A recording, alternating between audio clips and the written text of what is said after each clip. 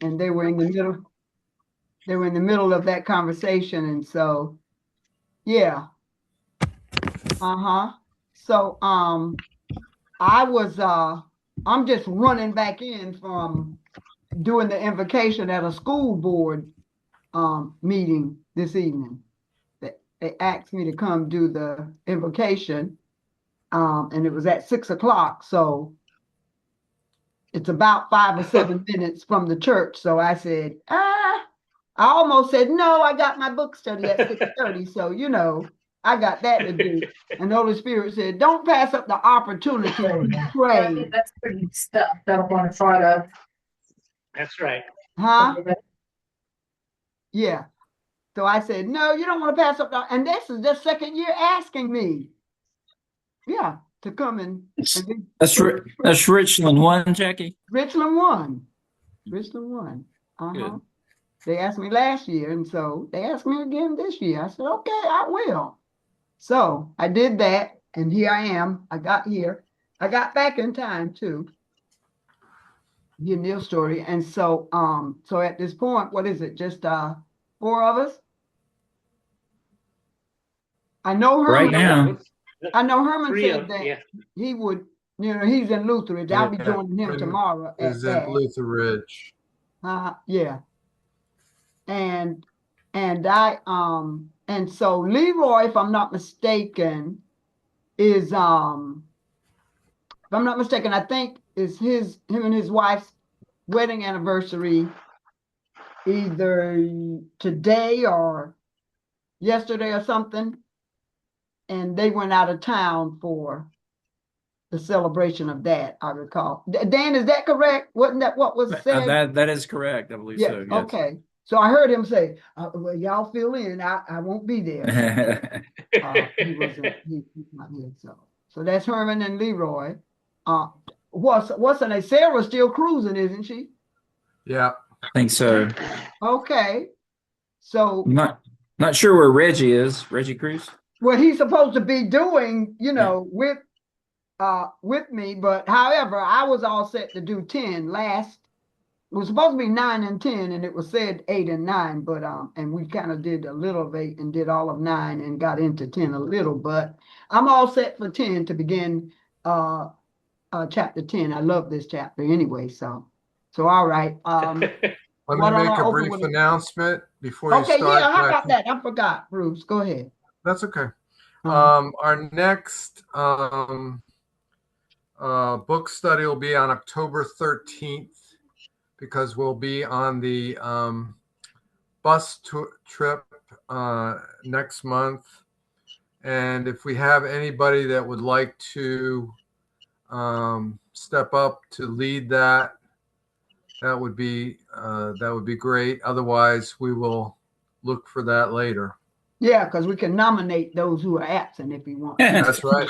Can't we, Rick? October 13th, you're saying, because of next month we'll be away. Okay, all righty. And so, anybody got anything else they'd like to share before we even get into our discussion or what have you? Well, I enjoyed our meeting last night that we had with Caleb, the Zoom meeting. Come on, yeah. Okay. I thought that was really I really had good. to leave. I had to leave at 7:30, so he was pretty excited. I miss Bruce. I was thinking. Yeah, I couldn't be there last night. Yeah. Y'all and I would have won't enjoyed. be able to stay on the whole time tonight, but I'll be here as long as I can. Okay. Well, your man got to do what a man got to do. Yeah. What is it? Your son-in-law, Brad? What's his? Yeah, continue to pray for Brad and my daughter Allie. He was being moved to respite care today. Brad? And his hospitalization, they would not cover beyond today. So we got it set up for respite care for the next 5 days, and hopefully Sunday is going to be moved to a group home. So continue to keep them in your prayers. On my prayer list, yeah. So thank you. Just about it. Okay. All righty. So, but yeah, so last night was it was interesting, and that guy Kamal was very excited. And even though I had to go, I needed to have gone because I would have put my foot in my mouth because I was gonna say something to the what was it? I was gonna say something that would speak to he was excited over these white South Carolinians being so up on racial justice and the responses that people were giving last night. He was impressed, and I was even impressed. One of the guys, who's the one from North Carolina, Dan, Dave, what was his name? Something David. David Price. Yes, he Dave- was coming up with some Price. stuff. He Mhm. was really naming some things that, yeah, I thought it was good. So I missed that last half of it, the last half hour. And so it was good. Okay. All right. So anyway, there was about 13 or 15 of us, I think. Yeah, I think so. Yeah. And Okay. he kind of ended it by, saying that, about the connections that we were making, about, being inspired to carry on with what we're doing. Yeah. And, that's so important. And, Yeah, I it think is. it takes us being together, Yeah. as we are tonight to Yeah. continue that, Yeah. that work, for racial justice, and justice for Right. all people. So Yeah. I'm thankful for all of y'all and your commitment. It's good to be a part of this group. Right. And so we're regulars. And so it does bless my heart when I see other people in the Lutheran Church being involved in a conversation that we're always involved in. We Right. talk, this is who we are, this is who we've become. So when I see other people, especially some that are more seniors, that are more elderly, when I hear them sharing their expressions or just listening to this, it makes me feel hopeful. Absolutely. Yeah. I'm sorry, Jackie. I just want to remind everybody that October 31st at 2 p.m. at Orangeburg Lutheran is going to be the showing of Just Mercy. Right. Got that on my calendar. Yep. I'm gonna try to make that, Rick, but that is Halloween, and It's my Halloween. family does a lot of stuff on Halloween. Well, somebody said to me, Dan, that it's 2-something in the afternoon. You go and you'll be back in time for the evening Halloween festivities. That'll be good. Yeah. I hope I can do that. Yeah. You'll probably be able to do that. You can wear your costume if you want to. How about that? I might just do that. I might just take you up on that. Okay. You got popcorn too, and have a little candy for me. Oh okay? yeah. Have a little Oh candy. yeah. Okay. I have a Homemade popcorn. nephew. Well, not homemade. We got a popcorn machine Okay. at the church. I think I mentioned to you all that I have a nephew that has pancreatic cancer. Oh. And Halloween is his ultimate favorite holiday. Now, this man's 57 years old. Yeah. His house is full of Halloween decor. Yeah. And he has tattoos of Oh my Halloween goodness. on his body. He's the Halloween. So this is a very special time for him. So I don't know what we have planned, but we always have a big dinner planned that night, or sometimes we go out of town. But Rick, if I can be there, I'll be there. Okay. Yeah, I'm planning. Do what you got to do. Dan, what is his name? Patrick Lindley. Patrick. Okay. We're going to remember to pray for him too. Yeah, because you said he Thank has you. pancreatic cancer, is what Yes. that he's living with. Okay. Yes. Okay, I put him to my prayer list too. I forgot about that you had said that. Okay. Well, I suppose we'll get started since Bruce will have to leave us before it's over. See how much we can cover. Let us open with a word of prayer. The Lord be with you. And also with you. Let us pray. Good and gracious God, we thank you for another day to be counted among the living and in the number just one more time, one more day, a new day that we've never seen before. And an opportunity to share with one another from our various destinations over the airways. We thank you for this gift, oh God. And we thank you for the rain that some of us have received in our areas that you send to wet our dry places. ask that you be with those who are traveling and those who are not able to be here with us. We know that they're here in spirit, even though they're not here in body.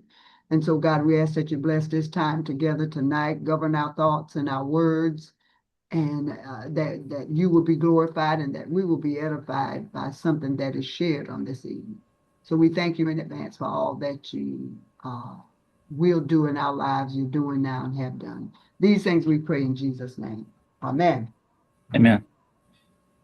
And so, chapter 10, chapter 10, mitigation. I was supposed to look up the word mitigation. What is mitigation? The act of making something less severe, harmful, or painful. The act of making something less severe. Less severe, harmful, or painful. I like that. Less severe, harmful, or painful. Okay. All righty. Thank you. I knew I could depend on I had to look it up too. Well, I was supposed to look it up and didn't get time to. So,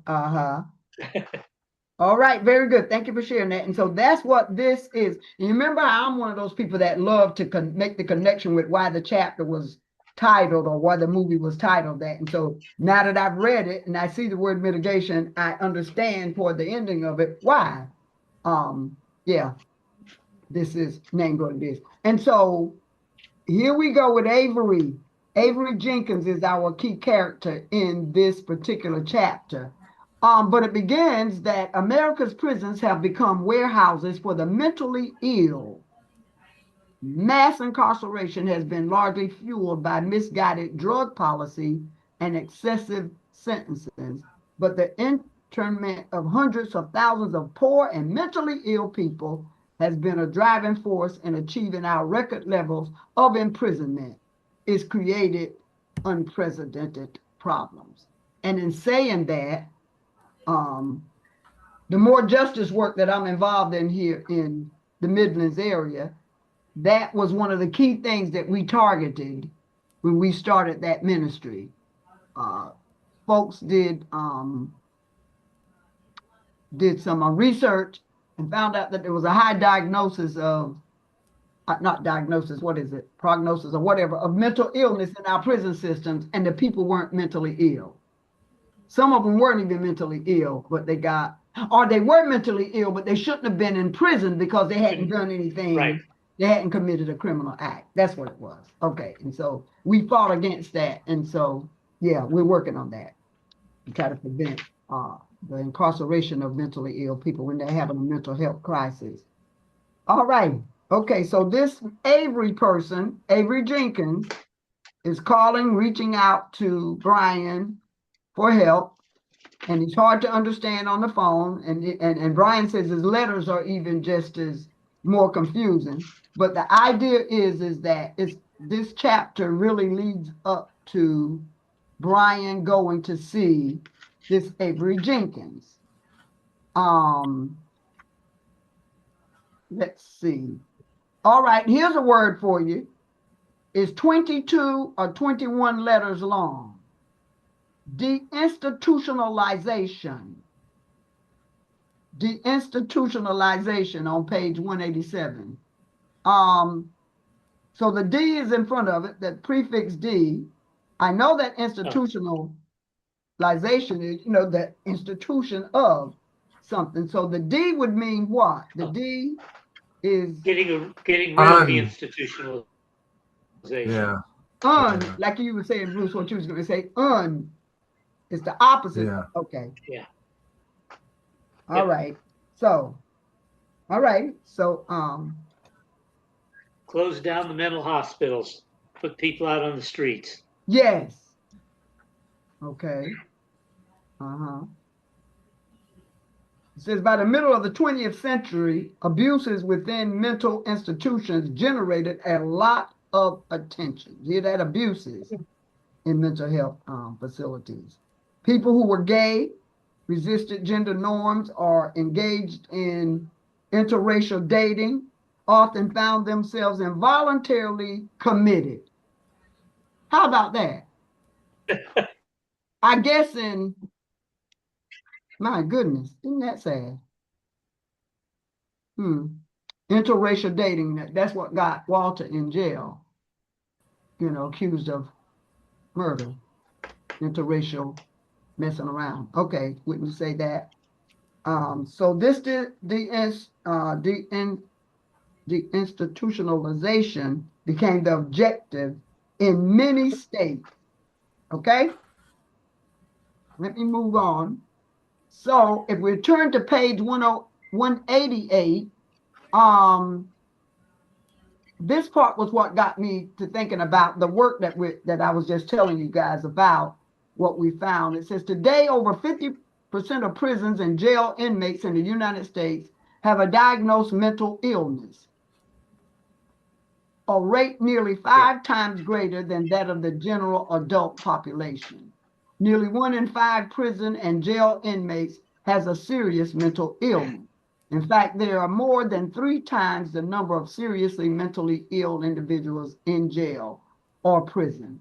And prison is a terrible place for someone with mental illness or a neurological disorder that prison guards are not trained to understand. Can you imagine being in prison, incarcerated, and you're mentally ill, especially when you didn't do anything you didn't commit a criminal act to even be there under that type of punishment that you receive. It's such a sad situation, and It is. it's not logical. And Yeah. um, Yep. Let's see. What is this? Frustrated prison staff frequently subject them to abusive punishment, solitary confinement, or the most extreme forms of available detention. Many judges, prosecutors, and defense lawyers do a poor job of recognizing the special needs of the mentally disabled, which leads to wrongful convictions, lengthier prison terms, and high rates of recidivism. Okay. It's too bad. It's sad, but it's true. All righty. Okay, so anybody want to pull out that you'd like to lift up as I move along through this chapter? it's just, that last part that you read, Jackie, about judges and prosecutors and defense lawyers doing a poor job. I mean, it's just such an injustice, to people, specifically poor people and mentally ill people. Yeah. And, the system is just against them, and it's just difficult. Yeah. It's a terrible thing. Yeah, it is. It's sad. And saying that, just looking here on page 189, I was about to skip that. This George gets in a serious accident, gets a head injury, doesn't go to the hospital, doesn't get checked. And then, of course, he stopped sleeping regularly, and he was hearing voices. And so there was he was mentally harmed, in that accident. And because he didn't go and get treated or what have you, we see that he ends up leaving his wife, leaving home, getting on a bus, acting erratically, and getting put off the bus. And then, bless his heart, poor soul, when the officer comes as he's going in and out of people's houses, and people having to call the cops and say, come get this strange man out of my house. And then when the cop gets into it with them and they get into this tussle and the cop gets shot accidentally by George and the cop dies. Now, where's George headed? Arrested and headed to prison for capital murder. Poor fellow. Okay?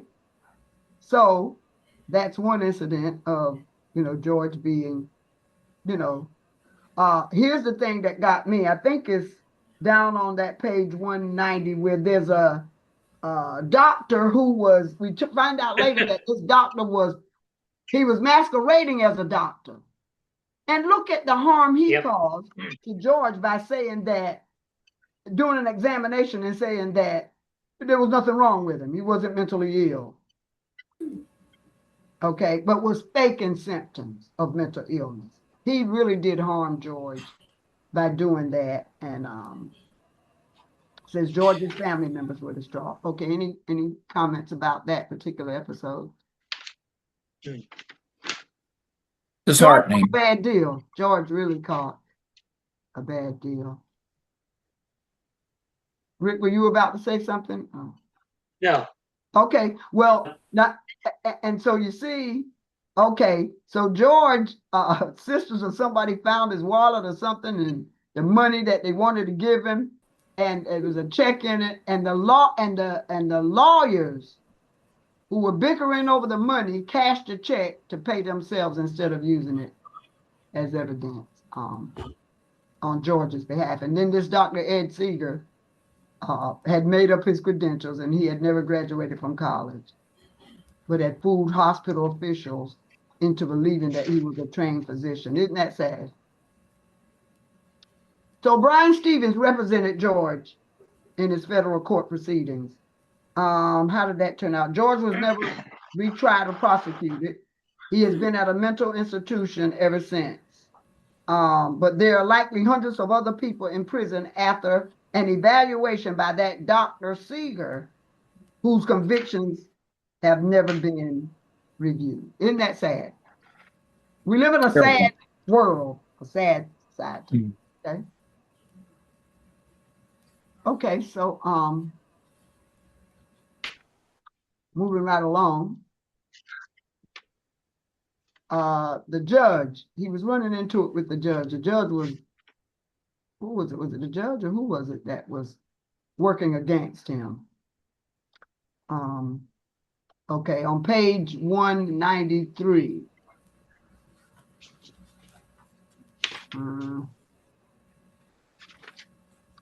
Something about the judge. Okay. Do you see about the Confederate Memorial Day? Are you familiar with that? That there's a Confederate Memorial Day? Yes. The state of South Carolina still observes it. Okay, and is it the 4th of July weekend, kind of around that time? No, it's before Memorial Day, the U.S. Memorial Day. Okay. Confederate Memorial Day is like around the 10th of May. Okay. Somewhere in that time frame. All right. Well, there's a pastor, Pastor Jason, up at St. Luke's in Prosperity. Jason Schaefer. Jason Schaefer wanted to have me to come preach at his church, and his folks told him, "We are not ready for a Pastor Jack." They did not want me to, and that broke his heart. He shared that with me. He left that church. He just walked out away from it about a month ago, the 4th of July weekend. I thought I'd just throw that in there.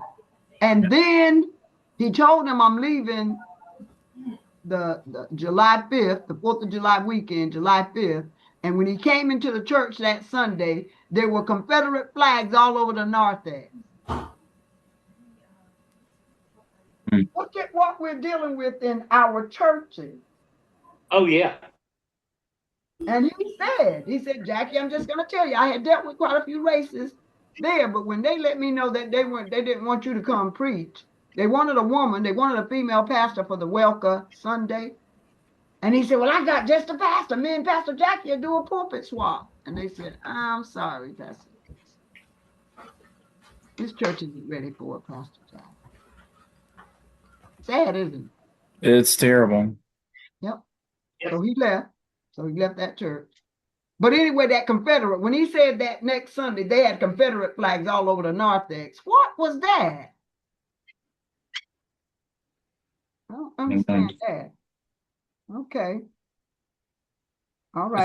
I think it was probably they were celebrating their heritage and not their Christianity.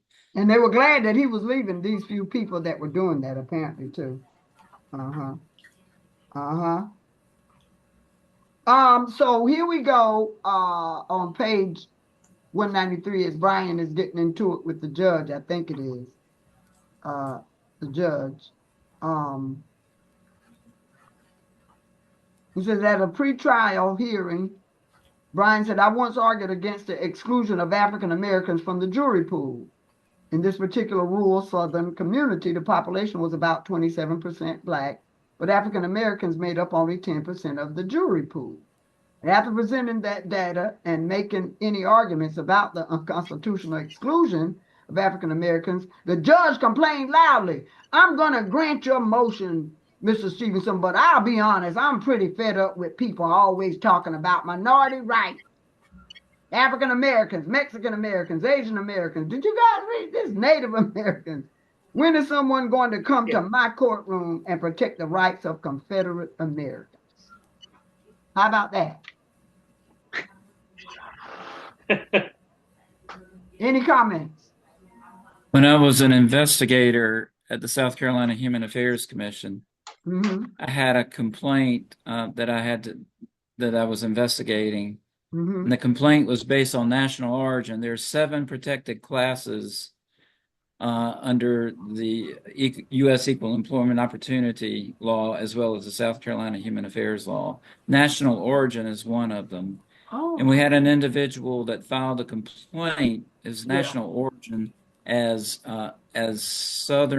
Southern American, Confederate American, something along those lines. Wow.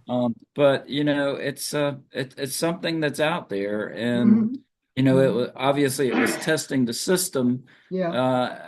But it was a case that, you know, we didn't consider it, a Southern American as a national origin. Right. Southern American. Yeah. Of course, the Confederate flag was still over the State House until not that long ago. Yeah. Didn't Nikki Haley say take it down after the shooting, after the massacre at Emmanuel? Well, Emmanuel. it was David Beasley. It finally came down. It was under David Beasley that the flag came down from the dome. Yeah. And when they took it down from the dome, they put it at the Confederate monument on the north side of the State House. And then it was after the shooting at the Emmanuel 9 is when they took down the Confederate flag in front of the State House. Right. I remember that. Okay. All right. All righty. Here's my favorite part of this chapter, page 194. Stevenson is on his way to visit Avery. Oh. Stevenson is on his way. Bryan is on his way to visit Avery at the prison. On page 194, note that this is when he gets into the prison yard and sees that truck. Remember this part? Confederate stuff? Yeah. What about this strip down that I'm just going to cut through the chase? What about that?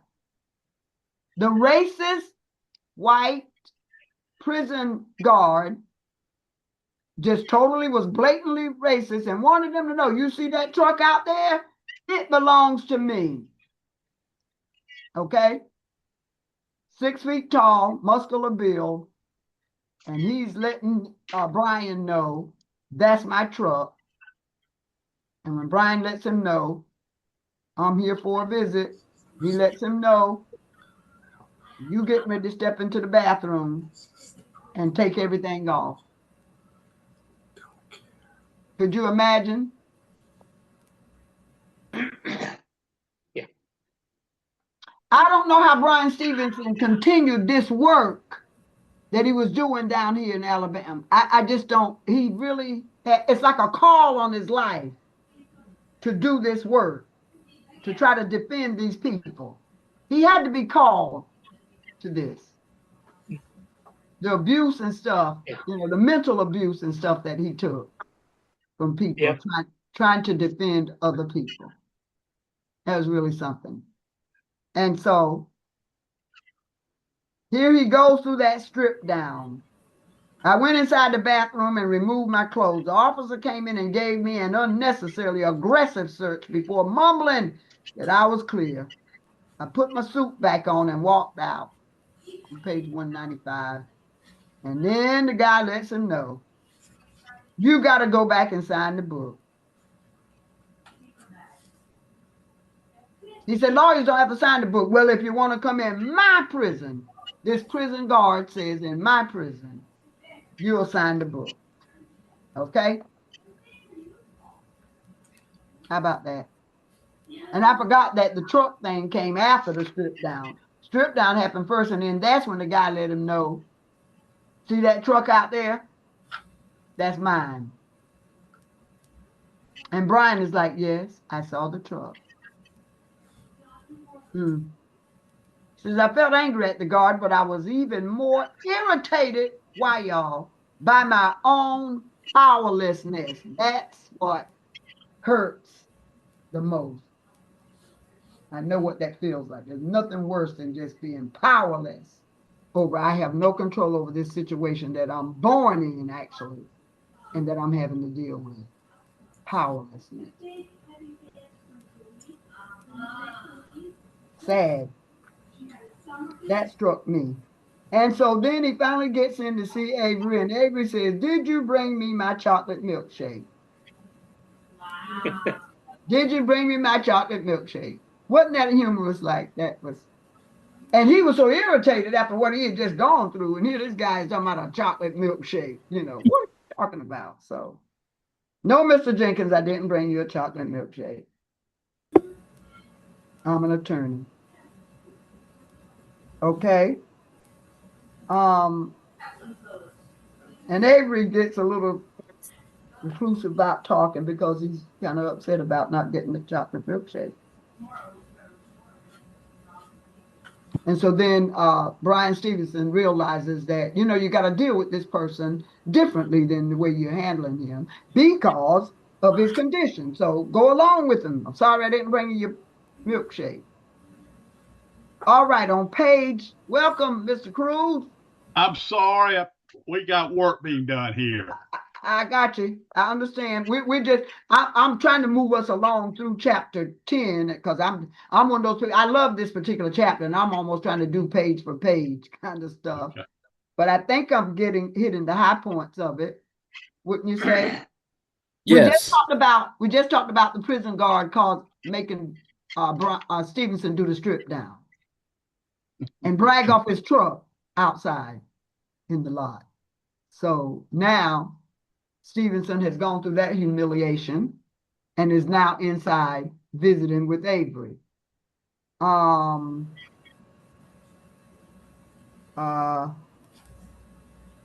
we hear the sad story about poor Avery Jenkins' life on the page 197.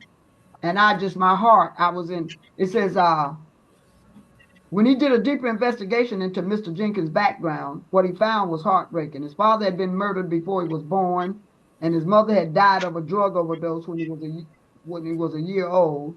He'd been in foster care since he was 2 years old. His time in foster care had been horrific. He'd been in 19 different foster homes before he turned 8. He began showing signs of intellectual disability at an early age. Well, why wouldn't he after a life?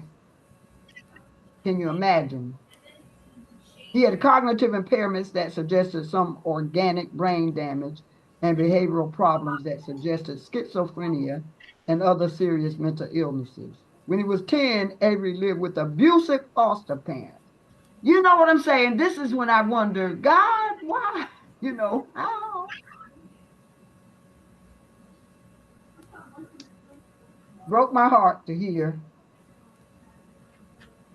He was denied food, subjected to beatings and other physical abuse. By 15, he was having seizures and experiencing psychotic episodes. At 17, he was deemed incapable of management and was left homeless. He was in and out of jail. Okay? Struggling with demons. And so Bryan wishes he could bring him that chocolate milkshake, but prison wouldn't allow him to. Can't bring him the milkshake. Okay? So,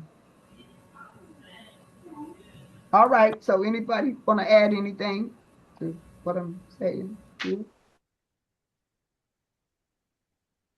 Because Bryan still lifts up. He's really given us a good background and history on mental illness and disabilities.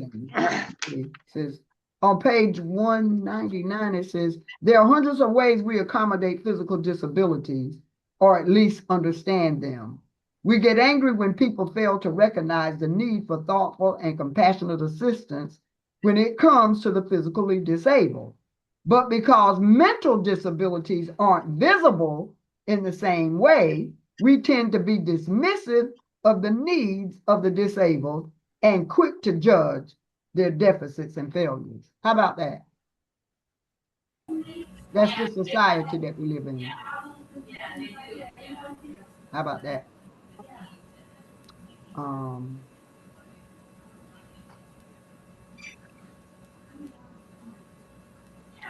What happened?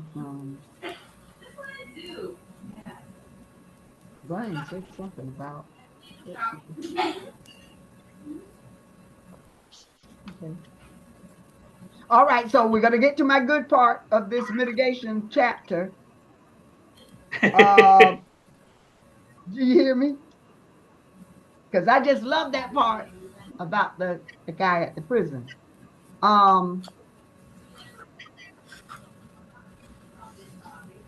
Didn't they have a court date? Yeah, it was. We did. What page is that? Okay, they had a hearing. 198 and 199. Yeah, 199. Okay. All right. Bryan says, well, I just read that part about how we accommodate physical disabilities versus mental. And then Bryan says, I went back let me see, about a month, let me see, the hearing.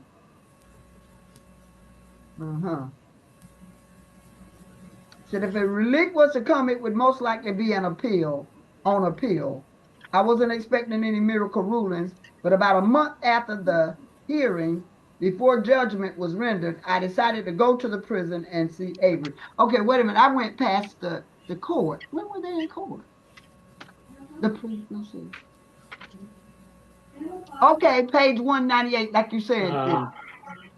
When I got to the court, Yeah, where the hearing would take place, about a 3-hour drive from the prison, I went to see Avery in the court's basement holding cell. And of course, we do know that that guy, the guard at the prison guard brought him, was the one who came. Okay? All right, so he says, when I went upstairs to the courtroom, I spotted the correctional officer who had given me such a hard time when I had first met Avery. I hadn't seen that officer since that initial ugly encounter.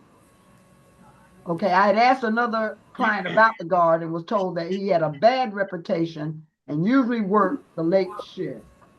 Most people tried to steer clear of him. Okay, he must have been the officer assigned to transport Avery to the hearing, which made me worried about how Avery might have been treated on the trip. But he had seemed his usual self. Okay, all right, so we get through the court experience, right? Yep. Yes. Okay. So that guard was there. He was the one that brought Avery there. And then after the hearing, he says, if relief was to come, it would most likely be an appeal. I wasn't expecting any miracle rulings, but about a month after the hearing, before judgment was rendered, I decided to go to the prison and see Avery. Okay? Page 200. He's on his way to see Avery. Pulls into the lot, and this is the part I can't wait to ask you all about. He sees that menacing truck with its flags, stickers, and the menacing gun rack. He feared another encounter, but something surprisingly happened. What was it, y'all? What happened? Who wants to say? Obviously the guard, during the hearing, Yep. and the guard had to hear about the fostering situation, and he himself, the guard, had been in foster care and realized the terrible life, upbringing that he had. And then he found out, well, gosh, one had it worse than I did, or Yeah. bad, and it really touched his heart. And It changed his heart, Dan. It literally softened his heart. Mhm. It softened his heart. Because I mean, here he is treating Bryan like a lawyer, like a person, Hello, Mr. Stevenson, how are you? Bryan is like, this is the person who made me strip down nude, harshly, and he was just, you ain't got to sign no book, you ain't got to take nothing off. Everything is okay. You're just okay. All right. It's amazing what can happen when we're educated into something, Yeah. whatever it may be. And this That's right. guard actually got an education that day. He did. And most of the stuff we do is done out of ignorance. Most of the bad stuff's done out of ignorance. And you don't know what you don't know. And when he found out right quick, he don't know that. Yeah. Yeah. And so Dan, that speaks to my little story about being the only Black in a lot of white Lutheran churches. And when I went to White Rock, and I'll try to shoot this in real quick to them, because you've heard it, Dan, was when I went to Bethel and White Rock to do some illustrated sermons. I remember them telling that the head count for the first night that I was there was 95, including children and adults. And I'm the only Black sitting in the room with that amount of people. And so mostly everybody knows me. And even those who don't know me, they still look at me and smile nicely and be like, okay, who is she? But then every now and then I get a stern, possibly hostile stare from an elderly white man mostly. Like, where'd you come from and what you doing here? Who you supposed to be, kind of thing. And I look and I go, okay, Lord, help them. I know I'm where I'm supposed to be. They just don't know yet. And you hear me say that they just don't know yet. And that is the way I deal with situations. They just don't know me yet. So I do the skit, and then we have time left over where people wanted to hear about my story, becoming a Lutheran, and hear my background, and they get to hear some Pastor Jackie's story and how I got here and why I'm here and how God brought me here. And when I was on my way to my truck, to my car that night, one of those hostile staring looking men approached me, extended his hand to me, shook my hand, looked me in the eyes and said, young lady, listening to you tonight has changed my life. See that, Bruce? Mm-hmm. And I was so touched. I was like, and he was looking seriously at me and everything. And I knew, somebody asked me, did you ask him how'd you change it? Did you ask him what? I said, I didn't have to ask him. All before he wouldn't even look at me when my eyes would catch him in the fellowship hall before he heard my story and everything. And so here he is looking me directly in my eyes, telling me that I've changed his life. Listening to me has literally changed his life. So this is what happened here with this guy, with this guard here. That's where this change came about. Hearing Avery's story and being able to identify with it. And he was a white person going through the abuse that he went through as a young child. And here this Avery did. But he connected, the human side of him connected with the plight that he himself had faced. And this Black guy, doesn't matter about race now, he's saying. It's just another human being. His heart opened. And so with that being said, on page 201, the guy says, the expert doctor you put up said that some of the damage that's done to kids to these abusive homes is permanent. That kind of made me worry. You think that's true? And so him and Bryan are having this conversation. And he says, I think we can always do better, I told him. The bad things that happen to us don't define us. It's just important sometimes that people understand where we're coming from. Bryan says, we were both speaking softly to one another. Another officer saw him and looked at him like it was weird. And the guy said, and he says, I went on, and Bryan says, you know, I really appreciate you saying to me what you just said. It means a lot. I really mean that. Sometimes I forget how we all need mitigation at some point. There's that word, Rick. Yeah. Sometimes I forget how we all need mitigation at some point. And the guy says, and then the guy looks at him and said, you kept talking about mitigation in that court. And I said to him, I said, what the hell is wrong with him? Why does he keep talking about mitigation like that? When I got home, I looked it up. I wasn't sure what you meant at first, but now I do. Bryan laughs. Sometimes I get going in court. And I'm like, okay. So here's the thing. The end of this chapter is when that guy, when that officer, that guard says, oh, wait, I got to tell you something else. Bottom line is he stopped and got Avery that milkshake.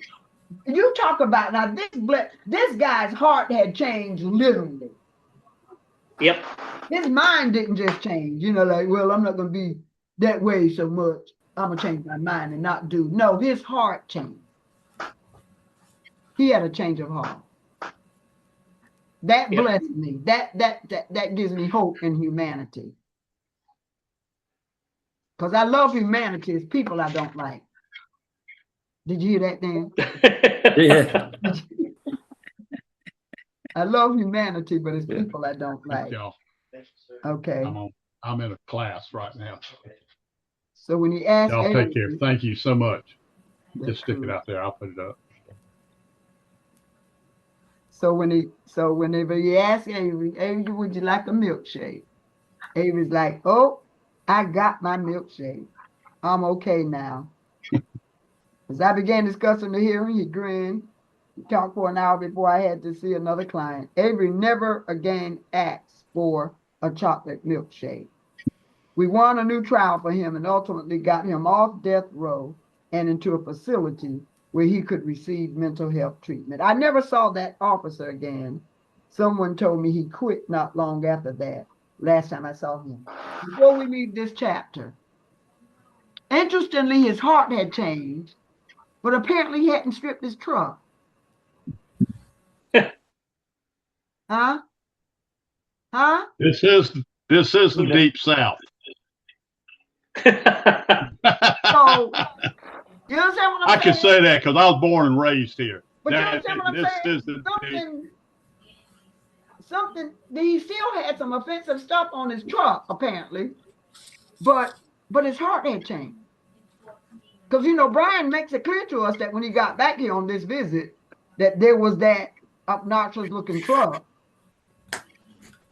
meaning it still had the same.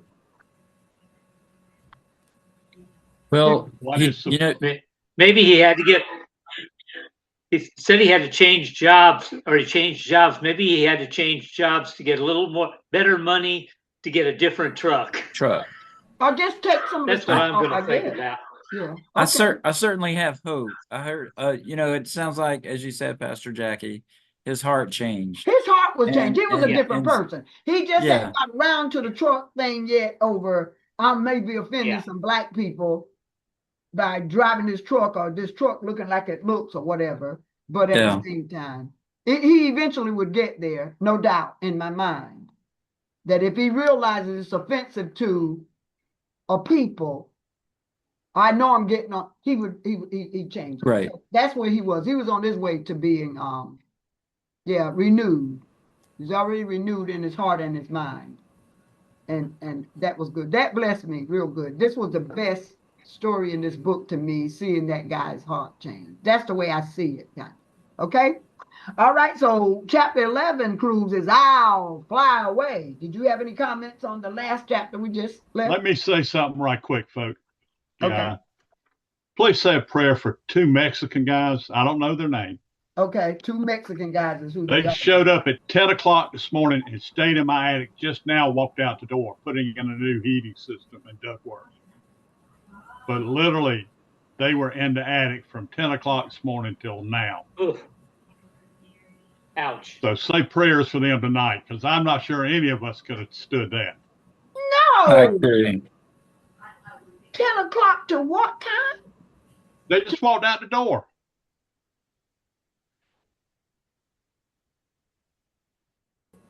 That's It's amazing. awesome.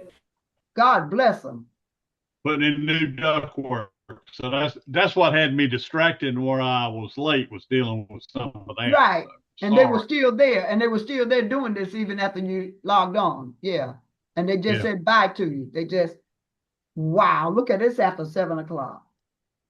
They were there Mhm. all day, up there in that attic, doing that work In the heat. in the I heat. would say they may have taken a total of an hour off there Wow. today. And went and cooled off. Not in And one sitting, but just It's two amazing. Mexican guys. Two Mexican guys. so God y'all want to talk about immigration? Who else would have done that job? That's what I'm talking. Trying to think. We don't have heat upstairs in our church, right? We don't have air. The compressor is broken, and we lease it out to the Hispanic group upstairs, and so we hadn't fixed it yet, but we're gonna fix it. And so they've been working downstairs in the hallway, like where we have air here at the church, and that's one thing. So we're gonna get it fixed. But prior to getting it fixed, our internet service for the entire church is upstairs on the second floor in a computer room, Right. and Spectrum had to come out and find the problem and fix what was causing our internet to be down. And it was baking up there when I took that service guy up there. I was the only one here at the church, and I took him up there.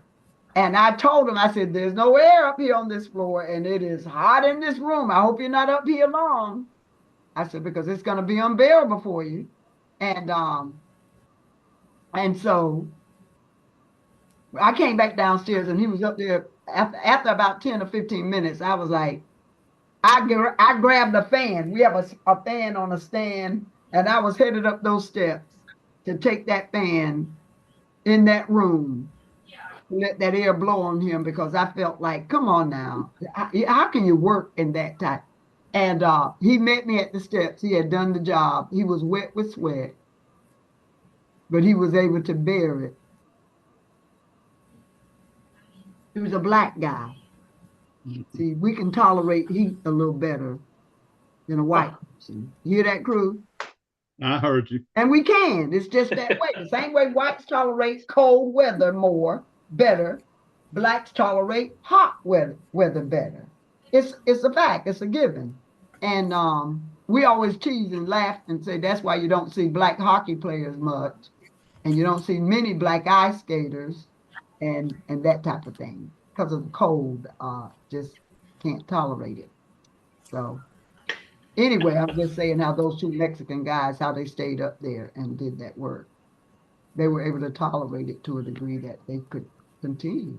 All right, so you shared that. You want to do something with chapter 11? Who No. who has chapter 11? I mean, we Cruz and I have it together, but if he doesn't okay. want to, because the two of us Yeah. were doing this evening. Yeah. This is not surprising from my experience of what they've been through. The bomb threats and stuff, you're talking about what Bryan Stevenson and those are going through? Yeah. They've been to court and they get the judge's decision back, and it's not favorable. Yeah. But he doesn't give any case law. Right. He's just showing who the devil he is.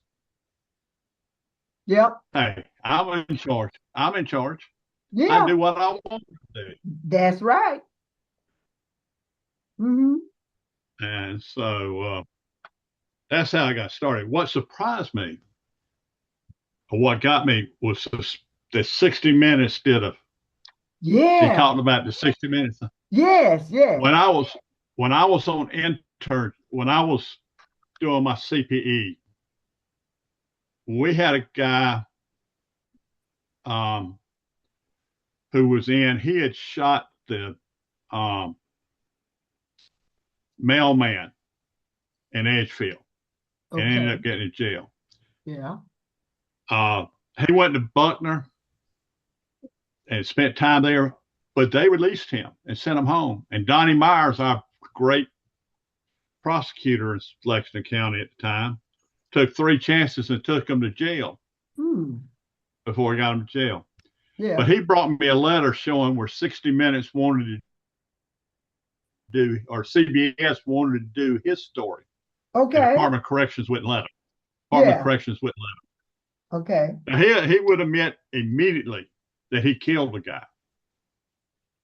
But it was done. His son had just committed suicide, who also worked at the post office.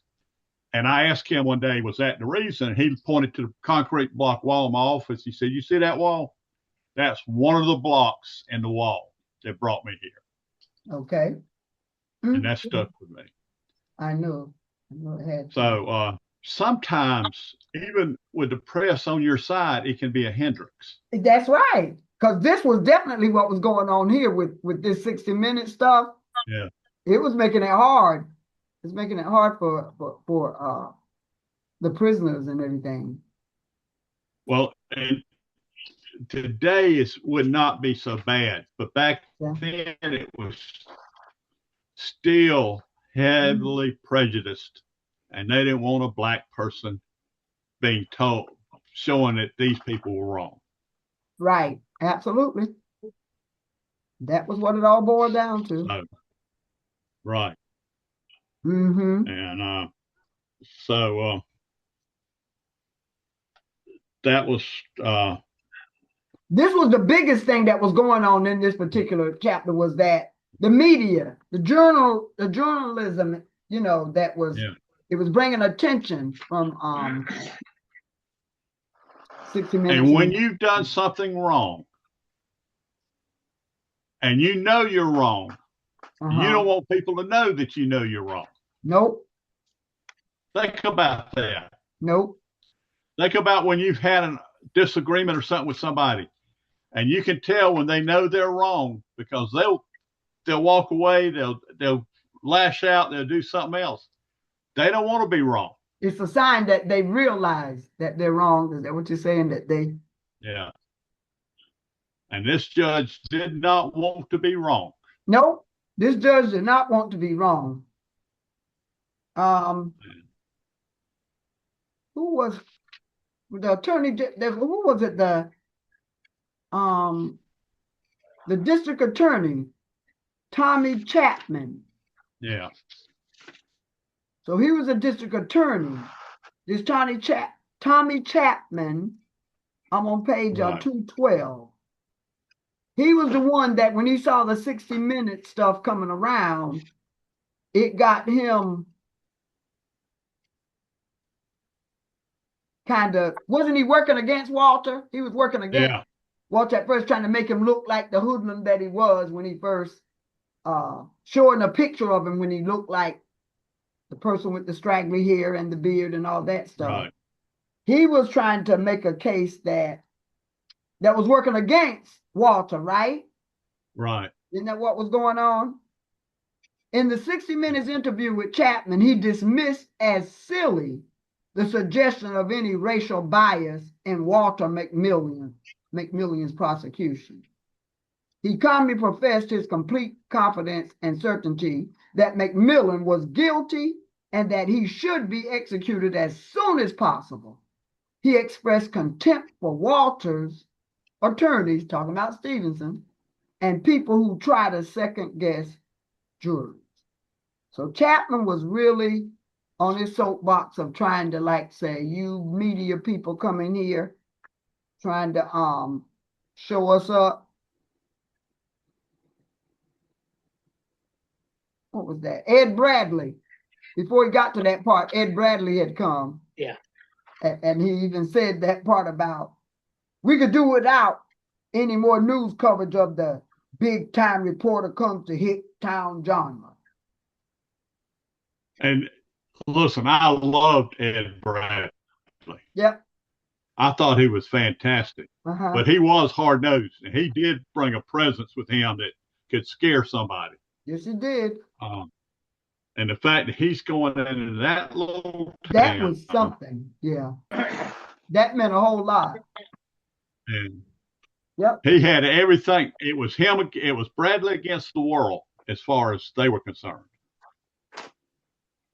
So, And you can find that 60 Minutes piece on YouTube if you want to watch it.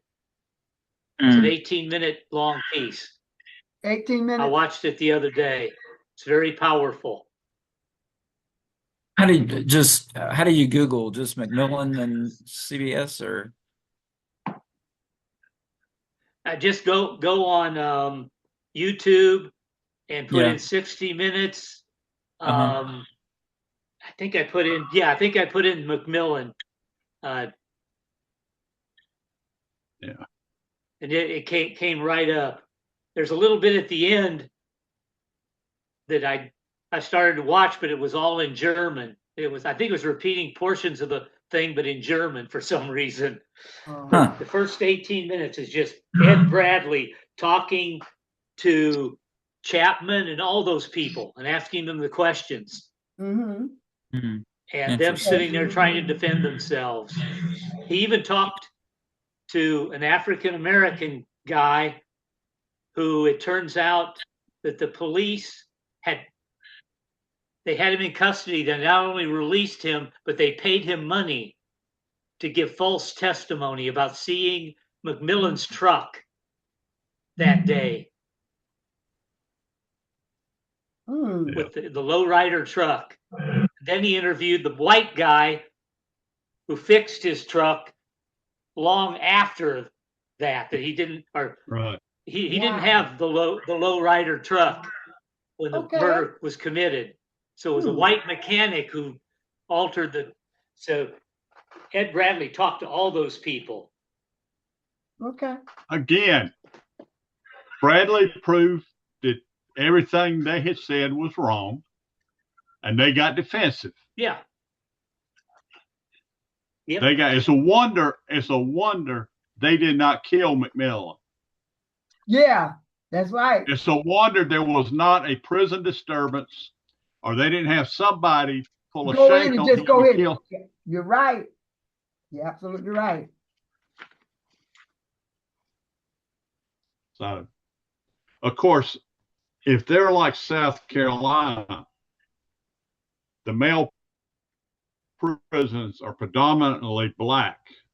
Uh-huh. So he probably had enough buddies around him to protect him. But Yeah. And it was amazing too in this chapter on page 214, where the Alabama Bureau of Investigation brought in 2 new investigators, Tom Taylor and Greg Cole. Okay. And the rest of the chapter, these guys are finding all the stuff that had been done wrong by the local people. They did their job, didn't they, really? They did their job the way they were supposed to do it. They did their without job. regard to race or anything. And Stevenson had to go through hell to get all that done. I was proud of that. I was really proud of what those 2 guys. They really did their job. They got on the case. They saw it was hopeful. When I read this book the first time, I didn't remember Walter getting out. I didn't remember him literally. Yeah, I didn't remember that. And so as I'm reading this, getting ready for this night, I'm like, whoa, the ruling comes up.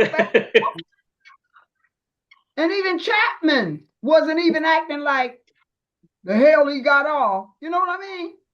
Even Tommy Chapman was waiting in the courtroom and said, I want to meet him and shake his hand. Right. Where'd that come from? I was thrown over that. How about Minnie's decision that I don't think I can let him come out and come home and stay with me. It's a lot. She said, but I don't think I can go back to the way things were. How understandable was that? Poor thing. She let Bryan know that. It's going to take. Huh? Yeah. I was going to say it was going to take her a long while to get over what he had. Yeah. Or maybe never, because the whole thing about it, we know why he got framed to even end up in prison. Yeah. You know, and he was literally, you know, hurting her, you know, against her. He was cheating, you know, he was infidelity. And so that's why he even got in the predicament that he ended up in anyway. So that's another thing to have to live with. But in any case, oh, I want you guys to see this, because you know it'll be 8 o'clock before you know it. On page 223. Yeah. When Walter was getting Cat's free. out. Make sure the front door is locked. Okay, Walter's getting free, right? See that, Dan? Yep. Bryan tells him, he says, I reluctantly talked to him about my conversation with Minnie. He seemed surprised and hurt, but didn't linger on it. And I chuckled at that, as in, you don't think that woman, you thought she was just that so in love with you and so gullible that she's not supposed to be hurt over what you did to cause yourself to get in the predicament that you were in? 6 years in prison, her without a husband, for something that you did that caused you to get framed and set up and put away to death. Yeah, that kind of got me when he says, yeah. The other thing is, now, What? this is going to be tough on the whole family. Going back home. Yeah. 6 years. Yeah. 6 years, things change. Yeah. I remember talking to an inmate one time, and I said something. I bought my dad's old car and told him what I paid for it. I said, I'll probably never buy a new one because you're looking at $40,000. And the inmate looked at me and said, that's what a house cost when I came in here. Woo! And so now you got him going home after 6 years, and that's how fast things change. Yeah. I used to teach a class, and I told the guys in October I got the very best iPhone on the market. Paid for them, got them. In February, they released a new one. So that's how fast things change. Yep. You take 6 months out of their lives, it's a totally different world today. Wow. Yeah. And just to go back and make the adjustment, just to be able to shut the door when you go to the bathroom. Yeah, right. Just to be able to shut the door and go in that room and not have to worry. Mm-hmm. Mm-hmm. Excuse me, I got to go. Even 6 years makes a big change. So, I know that. I've seen that happen too many times. But yeah, he was going back, and I'm not sure how Walter was handling it himself. Because now his routine had to change. For 6 years, he was told when to eat, when to get up, when to get out, when he could exercise. Now he can walk out and do what he wants to. When I first started at the prison, they told a story about a guy that every morning at 10 he'd gotten out, and every morning at 10 o'clock he went to his boss. Didn't know why, he just went and find his boss. That was the count time when he was in prison, was 10 o'clock. and he had to be at a certain place to be counted. So now he's out and he's still having to be counted mentally. So you can imagine Walter's going to go through some of that. Oh yeah, Walter's life is gonna be hell. You know. Yeah. I forgot the ending. And I'm glad I don't know. just looked. Huh? What did you say? I just say I just looked up on. They never did get back together. We don't know if she remarried or not. Actually, Walter, it says on Wikipedia, it says that Macmillan later developed dementia, believed to have been brought on by the trauma of imprisonment. Yeah. Yeah. He died in So sad. 2013. Oh wow. Yeah. Because you remember at one point Bryan was even concerned about how dangerous it was going to be for him to actually live as a free man. Right. Yeah. Yeah.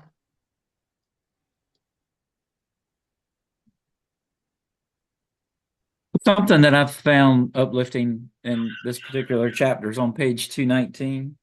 Okay, 219. If you turn to page 219. Okay, all right. Hope. About the four hope. paragraphs down about hope. It Yes. says, Yes. says, but I was developing a maturing recognition of the importance of Okay, come back. hopefulness in Let me creating finish at justice. 8 o'clock. That I underlined that. That was Yeah. good. And I started addressing the subject of hopefulness in Yeah. talks to small groups. I'd grown fond of quoting, I can't pronounce his name, Václav Havel. Havel. Yeah, the Mhm. great Czech leader who had said that hope was the one thing that people struggling in Eastern Europe needed during the era of Soviet domination. Havel has said that people struggling for independence wanted money and recognition from other countries. They wanted more criticism of the Soviet Empire from the West and more diplomatic pressures. But he had said that these were the things that they wanted. The only thing they needed was hope. Okay, that's deep right there. That sentence you just said. He said these were the things that they wanted. The only thing they needed was hope. Wow. That was deep. Finish the last part, Dan. Oh, that's good. Not that pie in the sky stuff, not a preference for optimism over pessimism, but Mhm. rather an orientation of the spirit. The kind of That hope. says a Go lot. ahead. That's Orientation good. of the spirit. The kind of hope. Finish that part. The kind of hope that creates a willingness to position oneself in a hopeless place to be a witness, that allows one to believe in a better future, even in the face of abusive power. That kind of hope makes one strong. Now that's deep right there. That right there was a message to us as we're reading the book. Absolutely. Yes. Yeah. And as we're enduring what's happening in our country right now. Yes. Absolutely. That's what keeps me going right now. Is hope. Yep. It's hope. Only thing. That's right. Uh-huh. Do you remember the Mhm. Shawshank Redemption? The movie, Yes. Shawshank. It's my most Great movie. It's my most favorite movie in the whole world. That's my favorite. What was the one thing that came out was hope. That's the one right. who was put in prison wrongly had hope, and Red told him, "You cannot hope." That's right. And at the end, Red found out you can have hope. Yeah. And the thing about it is, I've been seeing Morgan Freeman in the commercial, Get Busy Living. Yeah. And then when I watched Shawshank Redemption recently, when I heard it said to say, first time I saw that commercial, I recognized that line. I forgot that line. I hadn't seen the movie. Yeah. I hadn't seen the movie in so long. I forgot that's where it came from. And when I watched the movie recently, that commercial, I'm like, daggone it, Morgan Freeman done made a commercial out of that line. Shawshank Redemption. God, that's a great movie. That movie is awesome. But hope, without hope, where would we be? That's right. Without Absolutely. hope, the resurrection brings us that hope that we have today. That's right. Yep. Hope. Hope is That powerful. hope, if it weren't for the resurrection, we couldn't have hope. That's right. That's the reason we And have we get hope. that free gift Yeah. because we have been saved. Okay, good night, ladies. And I think that's why the story of that, from the last chapter of that Confederate guard, Yeah. because that showed there's hope for transformation for everyone. I mean, Right. he was transformed, Mm-hmm. and that's what we are supposed to be about as Christians, is helping to transform people by the hope of Jesus Christ. Absolutely. Too many people are doing that, though. They're preaching something different. Yeah. In fact, that's part of my sermon for this coming Sunday. Thank you. I haven't started mine. That's tomorrow. If I don't change it before Sunday. What is it? Okay. So anyway, guys, sorry I had to keep getting up. I host a neighborhood association meeting here at the church on Tuesday, second Tuesdays, and so I had to make sure they were all out. So anyway, Four courses. What else you- Somebody that's working, and just in case all of the ones you didn't use were still online, you could go back and get them. Oh. So, in What was here, We're waiting on you, I think. huh? I think you were saying something, Jackie. It No, kind of froze. I heard a voice talking and I didn't know what it was. I didn't. Oh, I'm not sure. You might Yeah. hear Dot in the background there. I don't know. Oh, okay. Well, I heard somebody talking. I was Yeah. just sitting here looking. There was Okay. another quote that I highlighted on page 223 Okay. when he was talking to Tommy Chapman, Yeah. and Chapman said, "This case has taught me things I didn't even know I had to learn." That's right. That was key. That was definitely key. He was another person that had Yeah, a bit of a probably. change of heart, didn't he? Yeah. Yeah, to a degree. Yes, he did. At least he knew he learned something from it. That's right. Who knows He what did. what happened after that. That's right. Yep.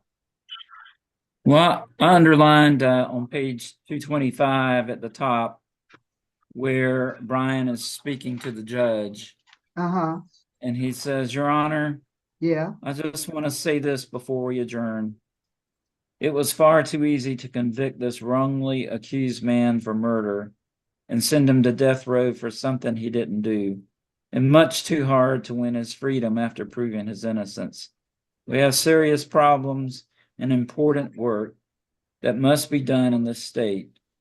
I sat down and the judge pronounced Walter free to go. Just like that, he was a free man.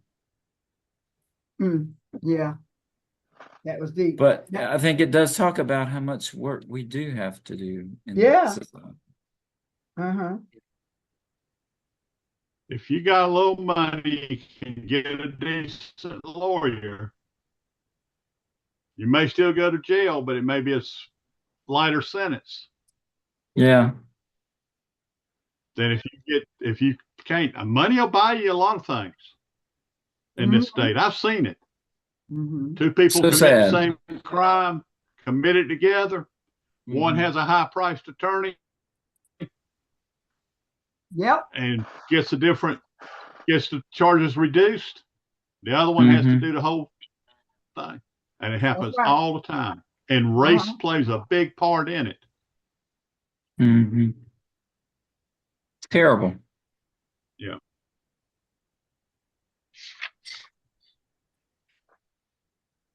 Yep.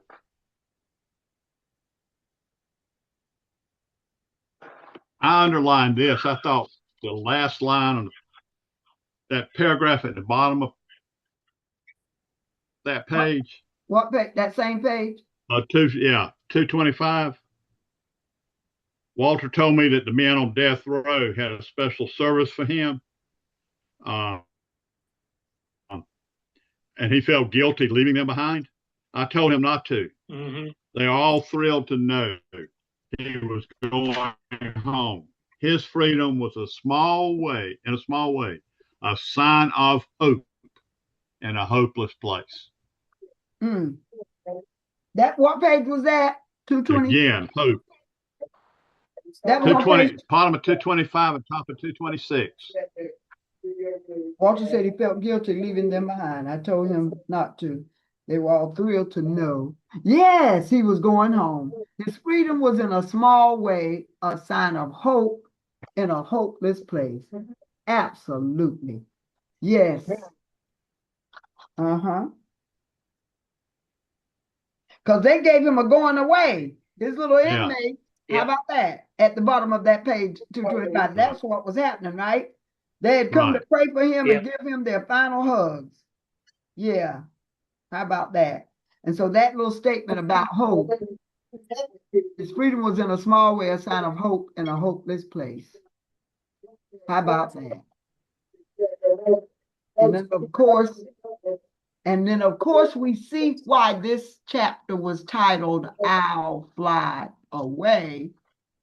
Because what we have here at the end, as he walked to the car, Walter raised his arms and gently moved them up and down as if he meant to take flight. He looked at me and said, I feel like a bird. I feel like a bird. And a bird can take wings and fly away. I'll fly away, oh glory, I'll fly away. How about that? Good. How about that? Amen. Amen. Mm-hmm. Hallelujah, by and by. I'll fly away. So it looks like we got through these two chapters, 9 and 10. I mean, Yeah. 10 and 11. We just finished 10 and 11. So we were supposed to do 12 too. Yeah, and that was also, I knew that Yeah. wasn't, yeah. Do y'all want me to get in touch with Bruce and just tell him what do y'all think we need to do? We're not next doing, time? well, I mean, that's the end of it. So, I've got 12 already.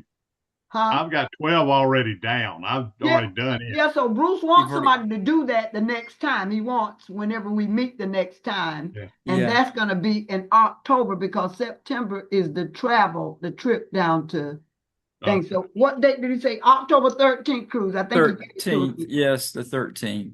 October the 13th. Yeah. And so cruise, if you will, chapter 12 can be, you can Lead off with that. lead off with Yeah. that. I'll do chapter 13. Okay, and Dan I have 13. Okay. The most notorious person in South Carolina is mentioned in chapter 12. Yeah. The most really? notorious person. Susan Smith. Yeah. Oh, yeah. That's My right. supervisor at my head chaplain at Broad River used to, now you have to understand, he's a retired full bird colonel from the reserves and a retired Baptist minister. And he would say about the death penalty that how unfair it was because if you let the most notorious person in South Carolina get away without the death penalty, how's it fair for anybody else? That makes sense to me. Yes, absolutely. And that county has never convicted anybody to a death sentence. Really? Really. Wow. Interesting. But it depends on where you live, folks. Yeah. It's amazing. So, That's right. give y'all that heads up. So. All right. So do we need to do another chapter or just 2 chapters a night? If we can get through 2, then we do good if we get through. Okay. But if we can move it along, well, I'm the one that prolongs it, but if somebody can move it along, we'll try to get 3. The thing about it is, I'd rather not rush. This is too good of a book to Yeah. run through this stuff. Right. And we've kind of And I been love doing our 2 discussion. We chapters. got a good group. Discussion we have is great. Yes. And so we usually do get our two chapters in, Yeah. Per meeting. Because see, Okay. we used to go faster because we used to do twice a month. But now Yeah. we're doing once a month. So that's what's taking it longer. So Also, let me say, Leroy suggested the next book to be the first 8. I looked it up and looked at it. It sounds like a fantastic book. It's good. I haven't read it. he described it. What he described of it sounds good. Sound like it's It was what I read on it and all. Yeah. Uh-huh. I Yeah. think it'd Sounds be good. Yeah. Sounds great. So Dan, we might be able to do 12, 13, and 14. It just depends, you know what I'm saying? Yeah. The next time.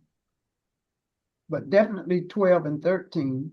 We might be able to do 12, 13, and 14. Okay? Okay. All righty then.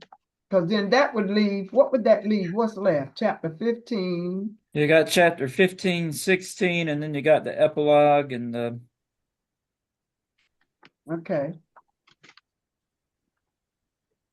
postscript. Okay. Epilogue, postscript. Okay. Yeah. How about that? I forgot that Walter got out. I really did. Okay. All righty then. So that should do it. Okay. So Cruz, you got 12. You already did, you know 12. So you definitely got it. And then Dan got 13. You might need to give me a call and remind me, Jackie. I believe I'll do that. I believe I might better do that. And then we'll see. We'll try to be prepared for 14 just in case. Yeah. How about that? Okay. Yeah. Look at that. Y'all have a good night. All right. Y'all I gotta too. go clean up. Go in Thanks a peace. lot. Love and serve the Lord. Okay. All right. Thanks be to God. Bye-bye. Thank you. Okay. See you next time. Bye-bye.